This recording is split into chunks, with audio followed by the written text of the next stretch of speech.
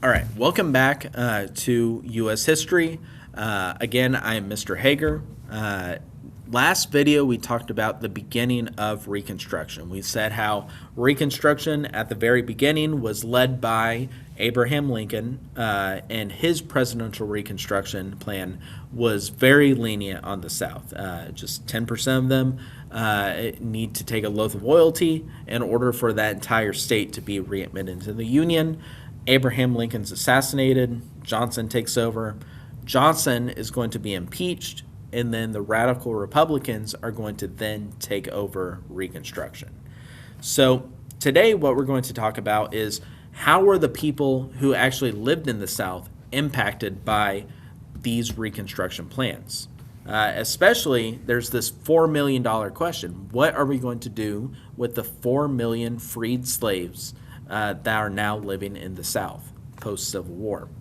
So remember the 3 Reconstruction Amendments. These are very important for you to remember when we're talking about Reconstruction.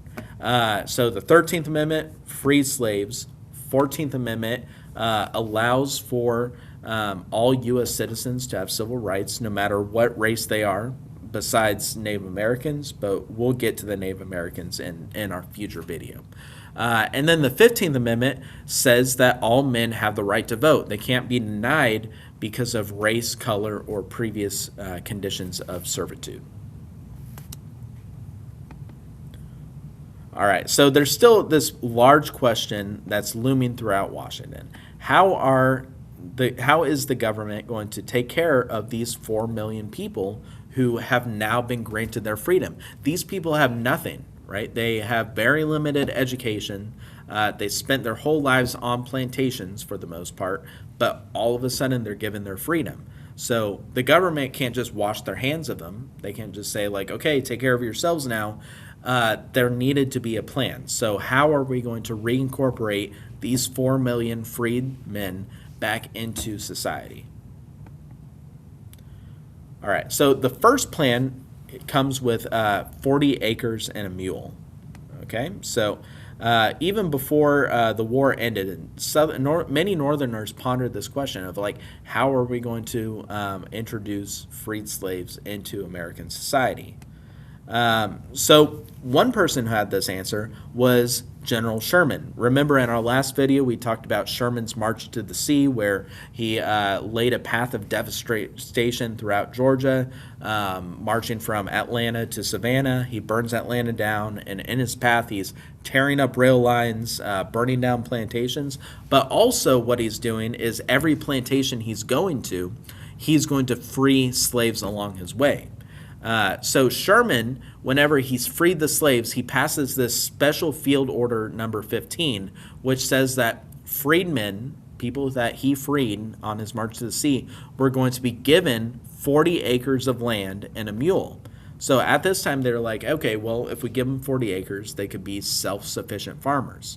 So every freed slave is going to be given 40 acres and a mule, so they could start their new lives. So by June of 1865, there's about 40,000 freedmen who are settled along 400,000 acres of the coast along South Carolina, Georgia, and Florida.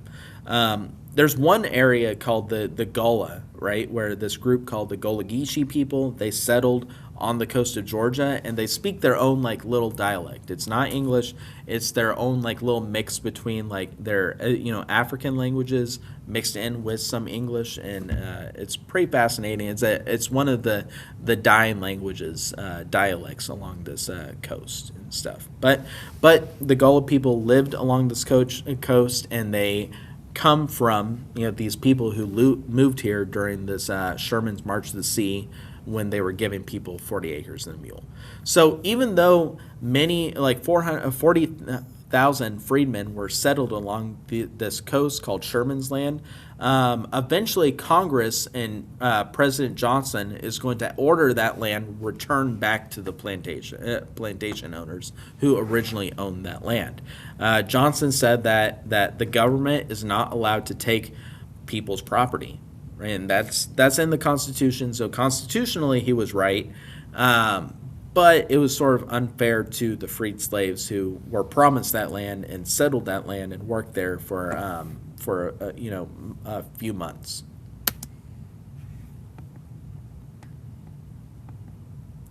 All right, so when the radical Republicans take over Reconstruction, right, they're going to start this new agency. Really, the agency was founded under President Lincoln, but it's going to continue under the radical Republicans. It's called the Freedmen's Bureau. So the overseer of this was this guy, General O. Howard. You don't really need to know him, but he's the guy. He's a general who's overseeing the Freedmen's Bureau in the South. So this organization, the Freedmen's Bureau, its job was to care for and provide training to freedmen, people who were previously slaves. So they're going to provide food and clothing and education and job training to many freed slaves throughout the South. Georgia, in particular, had many freedmen's bureaus set up throughout it because Georgia was a large, slave-holding state. By 1870, several thousand teachers, white and black, were teaching in schools to former slaves. In the Confederate States of America, and even in the antebellum South, it was illegal for slaves to get a formal education. So many of these slaves were unskilled. They spent most of their lives on plantations, but for the most part, they were illiterate, had very other skills outside of agriculture. So what the Freedmen's Bureau really did was teach these freedmen how to read and write, teach them basic job skills. So the idea is that they would be self-sufficient going forward, provide them education so they could integrate into society. So the Bureau is going to spend about $5 million to set up schools for the freedmen. And by 1865, 90,000 former slaves were enrolled as students in segregated public schools, where attendance rates were like 80%. Many schools throughout the country, and especially in Georgia, they don't have an 80% attendance rate. So this shows us that the people who attended these freedmen schools wanted to be there. They wanted to get an education. They knew the opportunities that the Freedmen's Bureau offered them. So it was a great opportunity for them to get the job skills and education they needed to better their lives after slavery. This is another picture of the Freedmen's Bureau. So you could see that there are kids from several different grade levels, right, and nationalities, races. They were all, sort of in this Freedmen's Bureau school together. So by 1870, there's going to be 1,000 schools for freedmen in the South. And as a result, one of the most significant transformations for African Americans resulted in one of the first civil rights leader, Booker T. Washington. He was actually a product of this Freedmen's Bureau, or helped inspire it and back it up and stuff. So he says that a few people were not right in the midst of the scenes can from any exact idea or intense desire for which the people of my race showed for education. It was a whole race trying to go to school. So Booker T. Washington acknowledged, and many former slaves, many of these freemen acknowledged that education was their pathway to better themselves. So Freedmen's Bureau was a big deal. And moreover, the Freedmen's Bureau is going to help inspire many historical black universities throughout the South, including Frisk and Howard and Hampton and Tugulo universities. So the Bureau emerged as a key federal institution. It was federally funded, and it shaped life for black and white people in the South after the war. It operated with only 1,000 agents, even fewer than 1,000 agents, in these thousands of schools. So, moreover, in 1872, amidst the military reconstruction, which we'll talk about later, Congress abruptly abandons the program. So, they have a good run from 1865 until 1872, but after military reconstruction really ends and stuff, the Freedmen's Bureau is going to lose interest and lose a lot of funding, and that's going to lead its downfall. But overall, we're going to see a lot of political successes for these freedmen, for a lot of these former slaves.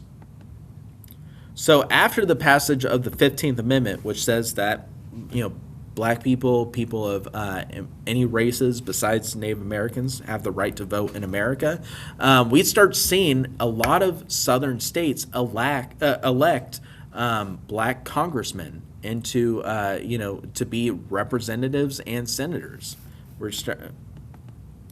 So, for example, we have Hiram Revels. He's from Mississippi. He's going to be the first black man to win the Senate in Mississippi.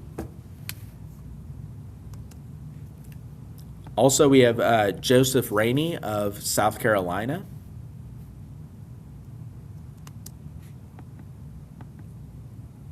And in total, we have about 16 African Americans who were elected to Congress during Reconstruction.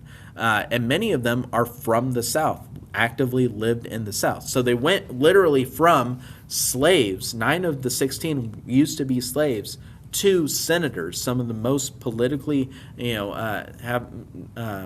powerful people in the country. Moreover, historians have identified that around 1,500 black men were actually elected into various local and state governments in addition to that. So we have 16 black senators in Congress and stuff. In addition, many other, black political leaders taking the reins in local and state governments. That's a big deal. Very shortly after the Civil War ends, many people thought that this wouldn't be possible. Notably, after 1897, right, when Reconstruction ends, the South will start not electing black representatives, right? So, for example, Barbara Jordan is going to be the first black woman to be elected in 76 years as a representative in Texas. Also, it won't be until 2013, which is 138 years later, where another black senator would be elected from the South. So that's going to be a long time. Tim Scott is going to be senator of South Carolina, 138 years, for them to get to that point. So we're going to see a lot of pushback from white Southerners. The white Southerners, they're the ones who rebelled against the Union in order to defend the practice of slavery. So when Reconstruction starts, many white former Confederates are going to push back on a lot of these laws and amendments. So, for example, black codes, right? So we have the 14th Amendment, which grants civil rights for freedmen, right, for people of color. So what many white Southerners are going to do is they're going to find legal workarounds to this, and we're going to call this black codes, right? So black codes were legal methods of keeping freed slaves in positions of servitude. So even though on paper many of these black citizens, they're not slaves, in practice in society it's going to be very different, right? So, for example, some of these black codes in the South forbid black people from owning farms, right? And if they couldn't own or lease farms, then they couldn't be self-sufficient, and that's going to keep them in a perpetual state of poverty, which is next to slavery. All right, we also start seeing another tradition in the South, another practice called sharecropping. So, during Reconstruction, we start seeing this new idea called sharecropping, right? And it begins in like the sugar plantations of Louisiana, but then it's going to spread throughout the South. So this picture over here, this graphic shows what a normal plantation would typically look like in the antebellum South before the Civil War. So you have your plantation house, you have the owner of that land, right, the slave master, right, you have your fields, and then the slave quarters, which are these like little shacks that the slaves would live in. So after the Civil War, slavery is illegal. You can't have slavery anymore. So these plantation owners, they still had all this land. They needed to find another way to make money off of these the black farmers living there. So that introduces us to the sharecropping system. So this system is where the plantation owner, would lease out land to tenants, and these tenants were their former slaves. So they would break up their farm into different quadrants, right? So tenant 1, tenant 2, 3, 4, and each one of them had to rent land from their former master, right? And they would have to pay them like a rent. So their crop at the end of the year would be taken for rent for the owner of the land. So the planter would provide tools and animals and seed and other supplies. Any supply that you would need in order to have a farm, the former plantation owner would give that to their tenant. But tenants, they would lease these tools out. They'd be like, oh, here's a bag full of seed, but at the end of the season, I want like half of your crop. So it's a sort of like unfair rent system where everything that the plantation owner provided to their tenants would be paid back. And it wouldn't just be paid back in full, it would be paid back with interest. And if, let's say you have a bad season and stuff, right, well, that will just add to your debt. So many of these sharecroppers are going to find themselves in a perpetual state of getting deeper and deeper in debt to their former slave owners, right? So, even though on paper this is not slavery, right, these plantation owners found a workaround to keep their former slaves on their land and continuing to do agricultural practices for them. So the crop was usually in the South cotton, tobacco, rice, or any other cash crop. Then it would be divided amongst the planter and the laborer. Usually it was like a half and half system or a third system, right? So a third of everything that sharecropper grew went straight to the tenant. And that's not even including interest in a lot of the cases. So by the 1870s, sharecropping is going to become the primary means of agriculture in the South. Most of these former slaves that remain in the South will become sharecroppers. So this is going to make these former slaves, these black sharecroppers, falling further and further into debt for their landowners. And the landowners are going to charge high interest rates that they knew that their tenants could never pay back. And the goal of this was to keep these sharecroppers in a state of generational poverty. And we see this a lot, especially in South Georgia and in the more rural areas of the South where sharecropping was at. We start seeing this generational poverty, right? That traces its way all the way back to Reconstruction. Even in South Georgia today, the main agricultural product that they produce is cotton, right? So if you ever drive through South Georgia during cotton, picking season and stuff, you'll see on the side of the road cotton balls everywhere, right? So it's still very much present in our world today, in our country today. And it'll explain a lot of rural poverty, this generational poverty that's lasted to the present. So this is something crazy. As late as 1880, right?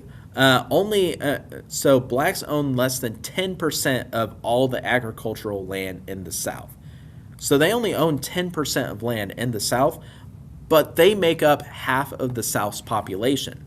So how is it that half of the state's population only owns 10%? Well, it's because of this sharecropping system that's going to keep people in debt and keep them dependent on their former slave owners. So also we are going to see a lot of violence in the South that erupts, right? A lot of white Southerners are going to be very angry that their slaves are now freed, and they're going to resist, military Reconstruction, federal Reconstruction, and this allowing former slaves to have rights. So we're going to get this terrorist organization that gets founded in the South called the Ku Klux Klan. So the Ku Klux Klans, they were founded by former Confederate soldiers. So these former Confederate soldiers wanting to maintain slavery in the South fought against the Union Civil War. After they lost the Civil War, they're going to start wearing hoods and stuff and acting like terrorists throughout the South. So the first Klan was founded in 1865 in Tennessee. So this is like immediately as the Civil War ends, the Ku Klux Klan gets founded. So these groups are going to be scattered throughout the South. Basically, every small town throughout the South had some sort of Klan membership. And the Klan reacted against the radical Republicans. They wanted to end Reconstruction. They wanted to get the South back to Southerners. And they also wanted to enact violence and murder against freedmen and white Republicans, because a lot of white Republicans are going to come into the South as well. So we start seeing the Klan, taking, charge and stuff, and they're going to continue to terrorize black families throughout the South. Many of the Klan members, they would first intimidate black residents, right? So if there was a black political figure in the South and stuff, he's running for office, the Klan, they would leave dynamite at your door or something, or they would leave a message or throw a rock through your window as a warning, saying, hey, if you continue to try to run for public office, something bad will happen to you. If that family refused, if they continued to be there and stuff, or didn't move out of town, then the Klansmen would start dress up in their hoods and stuff, and then sneak into their cabins at night, and then they would tar and feather black families. They would whip them, and in a lot of cases they would murder them and lynch them. So this is a very, very dark but very present thing that happened throughout the South. This is something that we see in many southern cities, especially throughout Georgia. There's going to be hundreds of accounts of lynching throughout the South and in Georgia. So lynchings and beatings become a daily occurrence. The Ku Klux Klan are going to constantly harass these freedmen, these former slaves. And there's going to be approximately 400 public hangings of African Americans between 1868 and 1871.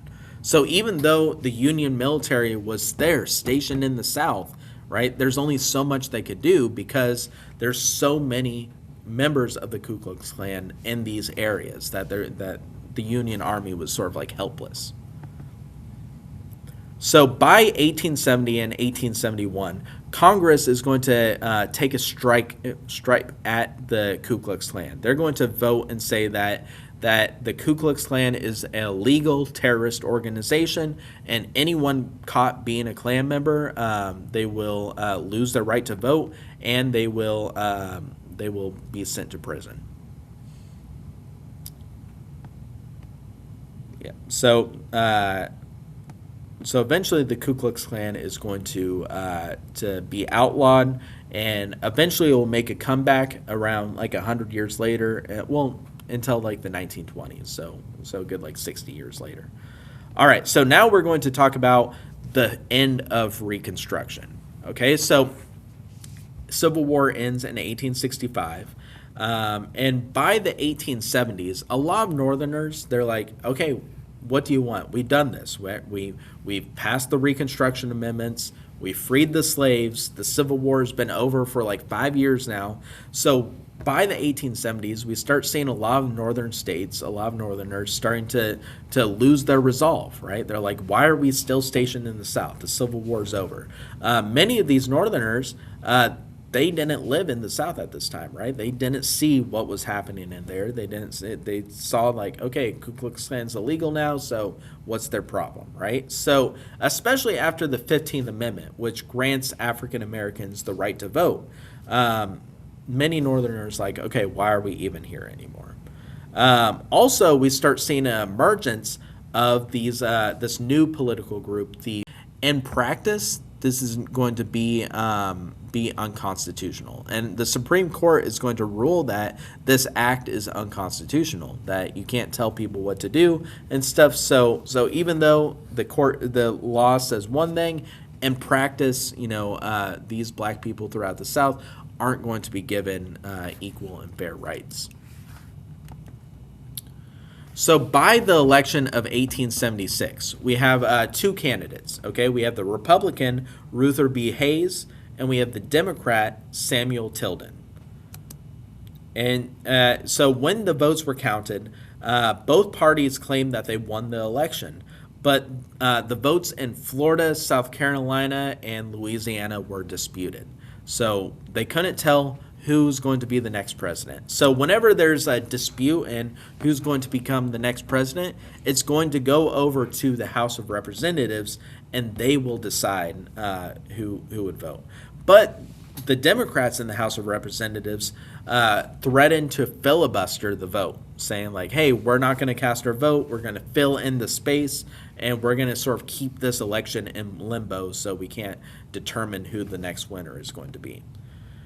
So just before Inauguration Day, a controversial backdoor negotiation was taking place between the Republicans and the Democrats. And we call this the Compromise of 1877. So in this compromise, the deal was that the Democrats said, hey, we will let Ruther B. Hayes become the next Republican president of the United States. However, the Republicans need to agree to remove all troops from the South, and they need to end military Reconstruction as a whole. So if the Reconstruction essentially ends, the North leaves the South altogether, then they will allow Hayes to become president. So this is going to become the final nail in the coffin of Reconstruction. The Northern cause was already waning towards the Reconstruction. They thought they already did it. They didn't need to be there anymore. Then this sort of tie in the election, this dispute happens, right? And then the Republicans thought like, hey, we want our guy in charge, right? We want a Republican in charge of the government. So yes, we will end Reconstruction. So Hayes ends Reconstruction in order to become president. That's what we call the Compromise of 1877. All right, so there's just a couple of key takeaways that I'm going to leave you with. So first, Southern plantation owners continue to own the majority of the region's land even after Reconstruction. So even though these plantation owners couldn't own slaves anymore, they're going to adapt and create the new tenant farm sharecropping system. So even though former slaves sought land ownership, they generally fell short of self-sufficiency because many of these black codes that restricted the rights of African Americans, many of these freedmen didn't have money to own their own farms, so instead they had to become sharecroppers, which is that exploitive system that forces these freedmen to work on the same plantations that they were slaves in, but for rent, and it's going to keep them in this cyclical pattern of like falling deeper and deeper into debt. So this is going to keep these new freedmen, right, the people who got freed from slavery, into this perpetual system of debt, which isn't slavery, but it's going to be slavery adjacent. And it's going to cause a lot of generational poverty in the South. So even though we have the Reconstruction Amendments, the 13th, the 14th, and the 15th Amendments, which allowed, freed the slaves, allowed them to have civil rights and vote and stuff, the federal government is saying one thing, right, that these former slaves have legal civil rights. But on a local level, and especially throughout the whole South, the federal government isn't able to enforce this as well as they had intended, especially when white Southerners, part of the Democratic Party, the Redeemer Democrats, start taking office again. They're going to start passing more and more black codes, which restrict the rights of African Americans. and we're going to see a lot of growth of a terrorist group, the KKK, which is going to terrorize black families throughout the South as well. So even though on paper it looks like many of these African Americans are gaining many legal rights and stuff, on a day-to-day level, right, it's not going to be as pretty as this. So that's it for this lecture on the Reconstruction, the end of Reconstruction. So in our next video, we're going to talk about moving west, right? We're going to talk about how does America get out west and stuff, and how do they manage that. We'll talk about cowboys and all that fun stuff. Make sure you complete your chapter 16 quiz, and again, if you have any questions or anything, please send me an email. Let me know. All right, well, thank you. Stay tuned for the next one.